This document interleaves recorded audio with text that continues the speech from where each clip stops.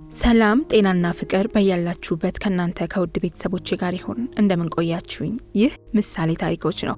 እኔ ደግሞ ኢትዮጵያ ከፈለኝ ነኝ። ዛሬ እንግዲህ ለእናንተ አንድ መጽሐፍ መርጬላችኋለሁ። የዩኒቨርሲቲ ተማሪዎች ገመና የተሰኘ በተማሪዎች አንደበት የተነገሩ እውነተኛ ታሪኮችና በተመራማሪዎች ይፋ የተደረጉ አስገራሚ እውነታዎችን የያዘ ድንቅ መጽሐፍ ነው። ይህንን መጽሐፍ አጠናቅራ ለንባብ ያበቃችሁ ደግሞ ሄለን መልካሙ ነች። ነሐሴ ወር ላይ 2005 ዓ.ም የመጀመሪያ እትሙ ይፋ ሆኖ ለአንባቢዎች የደረሰ መጽሐፍ ነው። በውስጡም ሀገራችን ውስጥ ያሉ የተለያዩ ዩኒቨርሲቲ ተማሪዎች ያጋጠማቸውን ገጠመኝና ሁነቶች በዝርዝር በነፃነት በግልጽ ነግረውናል። እኛም እንግዲህ ለእናንተ ይጠቅማል፣ ያስተምራል፣ እንዲሁ ብታውቁት ይጠቅማል ብለን ስላመንን ወደ እናንተ ይዘንላችሁ መተናል። አብራችሁን እንድትቆዩ በክብር እንጋብዛችኋለን። ምሳሌ ታሪኮችን ሰብስክራይብ ያላደረጋችሁ ሰብስክራይብ በማድረግ ቤተሰብ እንሁን። እንዲሁም ደግሞ ሀሳብ አስተያየት ካላችሁ እንዲነገርላችሁ የምትፈልጉትም ታሪክ ካለ በኮሜንት ሴክሽናችን ላይ ያሳውቁን። በተጨማሪም ደግሞ ታሪካችሁን በቴሌግራም ዩዘር ኔማችን @yopentertainment ብላችሁ ገብታችሁ ጻፉልን። እኛ መልሰን አስተካክለን ወደ እናንተ የምናደርስ ይሆናል። ለወዳጆቻችሁ ሼር በማድረግም የምሳሌ ታሪኮች ቤተሰቦችን ብዙ አድርጓቸው። በድጋሚ ሰብስክራይብ ማድረግ እንዳይረሳ የዛሬው መልእክቴ ነው። በሰዓት የተፈተነ እንደ ወርቅ ይከብራል። ምሳሌ ታሪኮች። የዩኒቨርሲቲ ተማሪዎች ገመና። ጸሐፊ ሄለን ወንድሙ። በተማሪዎች አንደበት የተነገሩ እውነተኛ ታሪኮችና በተመራማሪዎች ይፋ የተደረጉ አስገራሚ እውነታዎች። ማስታወሻ። በዚህ መጽሐፍ ውስጥ የሚገኙ ታሪኮችን የነገሩኝ የዩኒቨርሲቲ ተማሪዎች ስሞች በሙሉ የተቀየሩ ናቸው። ጥናታዊ ጽሑፎችን ያቀረቡ ተመራማሪዎች ስሞች ግን አልተለወጡም። ክፍል 1። ሌላ ቦታ በደንብ የማውቃቸው ነገር ግን ዩኒቨርሲቲ ውስጥ ይፈቀዳሉ ብዬ የማላስባቸው ብዙ ነገሮችን ተመልክቻለሁ። አስማማው ጋሹ በባህር ዳር ዩኒቨርሲቲ የጆርናሊዝም ኮሚኒኬሽን ተማሪ። ከባህር ዳር ዩኒቨርሲቲ ተመርቄ ወጥቻለሁ። አሁን እዛ እየተማርኩ አይደለሁም፣ ግን በቅርቡ ነው የተመረኩት። በጆርናሊዝምና ኮሚኒኬሽን የመጀመሪያ ዲግሪን ያዝኩት። እንግዲህ ከ3 ዓመታት 2ቱን በዶርም ሳሳልፍ 1 ዓመት ከጓደኛዬ ጋር ከግቢ ውጭ ተከራይተን ነበር የኖር ነው። ልጁ የቅርብ ጓደኛዬ ነው። 1 ዓመት ወደ ኋላ ላግ አድርጎ ውጭ ተከራይተን ኑር ስለተባለ እሱ ብቻውን እንዳይሆን ብዬ አብሬው ኖርኩ። እኔ ዩኒቨርሲቲ ውስጥ ስገባ ተማሪዎች በብዛት ሰክረው ሳይ ያልጠበቅኩት ስለሆነ ደንግጫለሁ። ሰክረው 6-7 ሰዓት ሲገቡ ወደ ሴቶች ዶርም ሄደው ሲሰዳደቡ ስመለከት ለእኔ በጣም እንግዳ ነገር ነው። በዛ ላይ ዩኒቨርሲቲ ማለት እንዲህ የጋጥ ወጥ መሰባሰቢያ ነው እንዴ የሚል ነገር አደረብኝ። እየቆየው ሲሄድ ሁሉም ነገር እየገባኝ ሄደ። በቆይታዬ በጣም ያስጨንቀኝና ይደብረኝ የነበረው የብሔር ልዩነትና የብሔር ግጭት ነበር። የብሔር ግጭቱ እኔ ካደግኩበት አካባቢ አንጻር ያስጨንቀኝና ምቾት ይነሳኝ ነበር። እኔ እዚሁ አዲስ አበባ አቃቂ ቃሊቲ ነው ተወልጄ ያደግኩት። የተማርኩትም በአካባቢዬ በሚገኝ አድቬንቲስት ትምህርት ቤት ነበር። እናም እኔ ካደግኩበት ልምድ የተለየ ነበር ባህር ዳር ዩኒቨርሲቲ ውስጥ አየው የነበረው የብሔር ክፍፍልና የጎሪጥ መተያየት። የሚንቀሳቀሱት በየብሔራቸው በቡድን ተከፋፍለው ነው። እንዲያውም በ1998 መጨረሻ ላይ በብሔር የተነሳ ከፍተኛ ግጭት ተፈጥሮ ነበር። በዚህ ግጭት ብዙ ተማሪዎች ተጎድተዋል። እንደውም ፌዴራል ፖሊስ ገብቶ ሁሉ ፈተና እስከማወቅ ደርሶ ነበር። ይህንን ሳይ መማርና ዩኒቨርሲቲ ዋጋ እያጣብኝ መጣ። እኔ በወቅቱ ተረብሼ ነበር። መማር እንዲህ አይነት ግጭቶችን በትዕግስት ማለፍ ካላስቻለ ምን ዋጋ አለው እስከ ማለት ደረስኩ። እኔ እስከሚገባኝ በየገጠሩ በየክልሉ የሚኖሩ ያልተማሩትም የተማሩትም ተቻችለው እየኖሩ እንዴት ተማሪው መታገዝ ያቅተዋል እያልኩ አንድ ሰሞን የማሰላስለው ይህንኑ ነበር። ፍሬሽ ሆኜ ካጋጠመኝና ከማረሳው ጉዳይ አንዱ ይኸው ነው። ሌላው እኛ በገባንበት ሰሞን የ1997 ዓ.ም ምርጫ ትኩሳት ያልበረደበት ነበር። የቅንጅትና የኢህአዴግ ደጋፊ በመሆን ፍጭት አላቆሙም ነበር። ብቻ ብዙ ደስ የማይል ነገር ነበር። ታስታውሺ እንደሆነ በዛን ወቅት በ1998 ዓ.ም እነ ኢንጂነር ኃይሉ ሻውል ሰልፍ ጠርተው የሰረዙት ነበር። የባህር ዳር ተማሪዎች ግን ለምን ተሰረዘ ብለው ግቢ ጥሰው ወጥተው ነበር። ፌዴራል ፖሊስ ግቢ ውስጥ ቢኖርም ጥሰውት ነበር የወጡት። ከዛ ተጨማሪ ፌዴራል መጥቶ በሩ ተዘጋ። ተረጋጋ ብለን አንድ የባህር ዳር ጓደኛዬ ቤተሰቦች ነገሩን እስኪረጋጋ ይዘውና ብለውት ተያይዘን ከግቢ ልንወጣ ስንል ድንገት ተማሪው ገነፈለ። ከፊት ለፊታችን አንዱ ተማሪ ሞቶ አየን።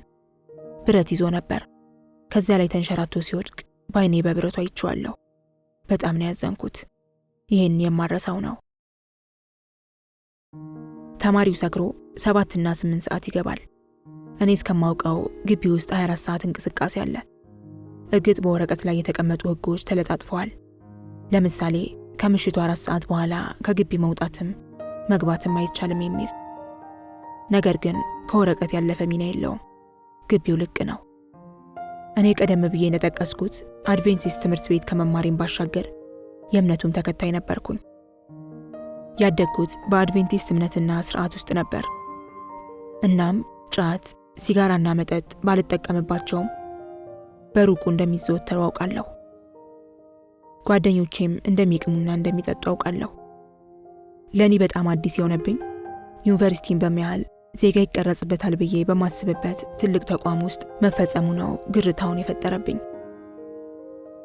እኔ ለዩኒቨርሲቲ የነበረኝ ግዙፍ ግምት በተጨባጭ ከማየው እውነታ ጋር ተምታታብኝ መሰለኝ። ጫትን በተመለከተ ዶርም ውስጥ በደንብ ይቃማል፣ ሲጋራ በደንብ ይጨሳል። እነዚህን ነገሮች እንዲቆጣጠሩ የተቀጠሩ አሉ። ፕሮክተር ነው የሚባሉት። እንኳን ተማሪውን ሊቆጣጠሩ ከተማሪው እኩል ነበር የሚቅሙት። ሴቶቹ ሲጋራ ያጭሳሉ፣ ይቅማሉ። እኔ መቃምና ማጨሳቸው አይደለም ብዙ የሚገርመኝ ዩኒቨርሲቲ ውስጥ መሆኑ ነው። አንድ ምሳሌ ልጥቀስ። ፍሬው የሚባል የአቃቂ ልጅ በሱስ የተነሳ 3 ዓመት የሚፈጀው ትምህርት 5 ዓመት ነው የፈጀበት። ከስንትና ከስንት ጥረት በኋላ ተመርቆ አሁን ጅጅጋ ዩኒቨርሲቲ እያስተማረ ነው። መጀመሪያ በግፊትና በውሽንፍር ተደናብሮ ሱስ ውስጥ ገባ። የመጀመሪያ ዓመት ላይ አልተሳካለትም። በሁለተኛው ዓመት ሱስ ትቻለሁ ብሎ ትምህርት ጀመረና በሱሱ የተነሳ ታመመ። ዊዝድሮዋል ሞልቶ ተወው። በሶስተኛው ዓመት ሲጀምር እኛ ፍሬሽ ሆነን አገኘ ነው። በቀጣዮቹ 3 ዓመታት መቃም ባያቆምም ራሱን አሸንፎ ተሳክቶለት ተመርቋል። ሌላው የፍሬው ጓደኛ አቃቂ አድቬንቲስት ጎበዝ ተማሪ ነበር። ባህር ዳርም ሄዶ ኢኮኖሚክስ ዲፓርትመንት ውስጥ ሰቃይ ተማሪ ሆኖ ሁሉንም ኤ ያመጣ ጥቂት ጊዜ ከተጓዘ በኋላ በግርግር ሐሺሽ መውሰድ ጀምሮ ተምታታበት። አሁን አቃቂ ብትሄጂ አብዶ ብርና ሳንቲም ሲለምን ታገኘዋለሽ። በጣም ያሳዝናል። እኛንም ባገኘን ቁጥር ገንዘብ ይለምነናል። እነዚህ ነገሮች በጣም ያሳቀቁኛል። እኔ ዩኒቨርሲቲውን ከተላመድኩ በኋላ የተማሪዎች መማክርት ውስጥ ገብቼ ይሰራ ነበር። የተማሪዎች ስነ ስርዓት ኮሚቴ ውስጥ ነበርኩኝ። እዛ በነበርኩበት ጊዜ ተማሪዎች በምን አይነት አስቸጋሪ ሁኔታ ውስጥ እያለፉ እንደሆነ መረጃዎች ይቀርቡልናል። ከግቢያችን ጀርባ ሸንኮራ አገዳ አለ። እዛ ሸንኮራ ተክል ውስጥ አስወርዳ የተጨናገፈ የ5 ወር ገደማ የሚሆን ልጅ ተገኘ። ልጆቹ ይህን ሪፖርት አደረጉ። በኋላ ልጅቱ ከግቢው እንድትባረር ሆኗል። ከዛ በኋላማ ሕክምና አድርጋ መማር ጀምራ ነበር። ግን ትምህርቷ ሙሉ በሙሉ ወደቀች። ልጅቷ ማስወረዷ የታወቀባት አስወርዳ መታ ዶርማ ውስጥ ራሷን ስታ ወደቀች። ወደ ሕክምና ተወስዳ ተናገረች። ከነቦታው ሁሉ ተናግራ ተማሪዎች ሄደው ሸንኮራው ውስጥ የተጨናገፈውን ጽንስ አገኙት። ይሄ ነገር በጣም አስደንግጦኛል። እኔ ሪፖርቱን ሰምቼ ነው፣ ባይኔ አላየሁትም። ባይኔ ባየው ምን ልሆን እንደምችል ሳስበው ይዘገንነኛል። ልጆቹ ሪፖርት ሲያደርጉ እየተንቀጠቀጡ ነው የመጡት።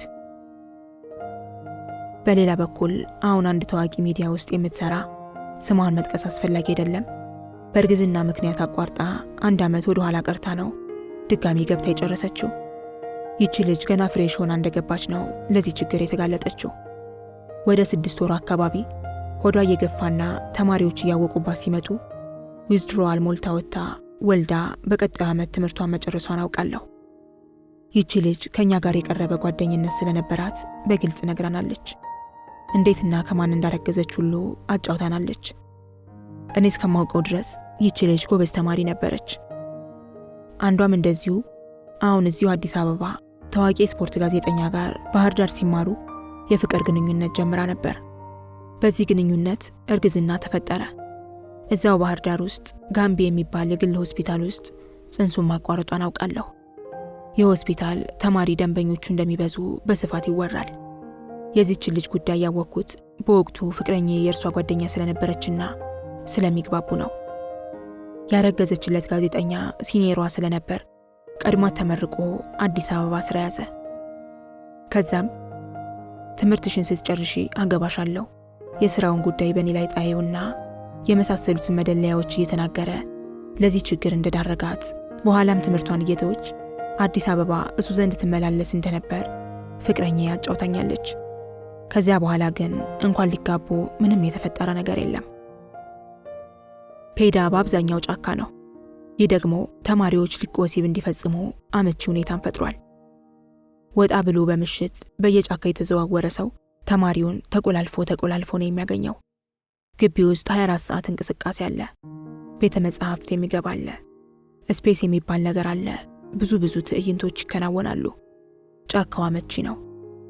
ሴትና ወንድ አንድ ሰው እስኪመስሉ ድረስ ተጣብቀው ያመሹበታል።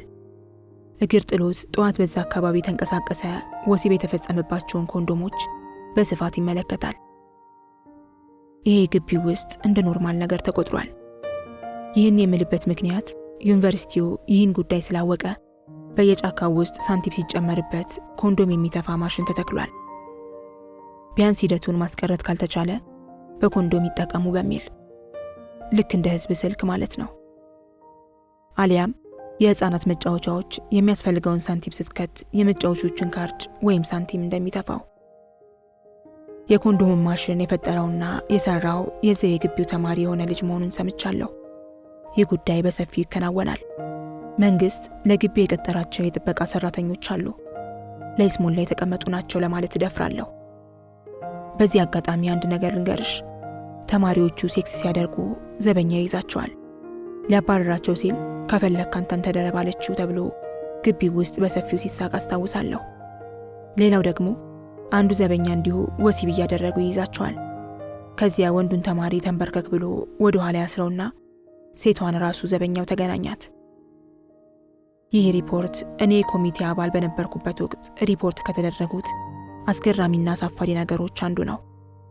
ስንትና ስንት ነገር አለ። ደግሞ እኮ ዘበኛው ጉዳዩን ከፈጸመ በኋላ አንቺ ሞንሻንተ አንድ ነገር ትንፍሽ እንዳትሉ አርፋችሁ ተማሩ ብሎ ቀጭን ትዕዛዝ ማስተላለፉ ነው። ሌላው ወንዱ ሴቶች ዶርም፣ ሴቶችም ወንዶች ዶርም መሄድ ክልክል ቢሆንም ይህን ማድረግ ግን የተለመደ ነው። ነገር ግን ወንዶች የሴቶችን ልብስ ለብሰው ሴቶች ዶርም መግባት ይዘወተራል። አብረው ጫት ይቅማሉ፣ ሲጋራ ያጨሳሉ፣ ሌሎች ነገሮችንም ያከናውናሉ። ሐሺሽ እያጨሱ የሚጦዙም ሞልተዋል። አንዳንድ ሴቶችም የወንዶችን ስታይል በመከተል ወንድ መስለው ወደ ወንዶች ዶርም ይገባሉ። ለዚህ ደግሞ ዋና ተባባሪዎቹ ፕሮክተሮቹ ናቸው። እያወቁ እንዳላወቁ ሆነው ያሳልፏቸዋል። ምክንያቱም ደግሞ ከተማሪዎች ብር ይቀበላሉ፣ አብረዋቸው ይቅማሉ። እጅግ በጣም የሚያስጠሉ ነገሮች ይከናወናሉ። ያው በሴቶች ዶርም አካባቢ ሌሎች ችግሮች አሉ።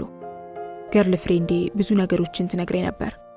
ለምሳሌ ሌዝቢያኖች ሴት ለሴት ግንኙነት የሚፈጽሙ እንደነበሩ ትነግረኛለች። አንዴ ከነገረች ነገር የማረሳው 2 የአዲስ አበባ ልጆች የሆኑ ተማሪዎች ሴክስ ማሽን ሲያስገቡ ተይዘው እንደነበር ስሰማ ክው ነበር ያልኩት።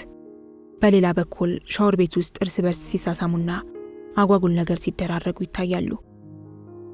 አንዲት ግዙፍ ልጅ ነበረች የፍቅረኛ የዶርም ውስጥ። ቅጽል ስሟ ሎከር ነው። ግዙፍ ከመሆኗ የተነሳ ነው ሎከር የምትባለው። ይቺ ተማሪ ሴት ተማሪዎችን እያባበለችም እያስገደደችም ትደፍራቸው እንደነበር ሰምቻለሁ። በስፋትም ስለሚወራ ትታወቃለች።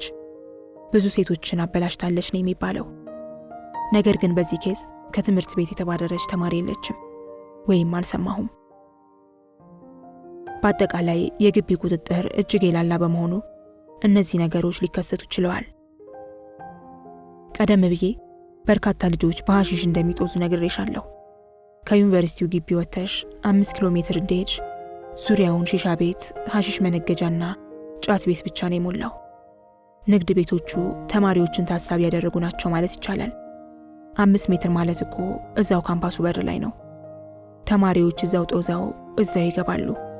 ቦታው ታዋቂና በተማሪዎች የሚወደድ ነው። ተማሪዎች የሚወዱት ለጥናት ይመቻል በሚል ሰበብ ነው።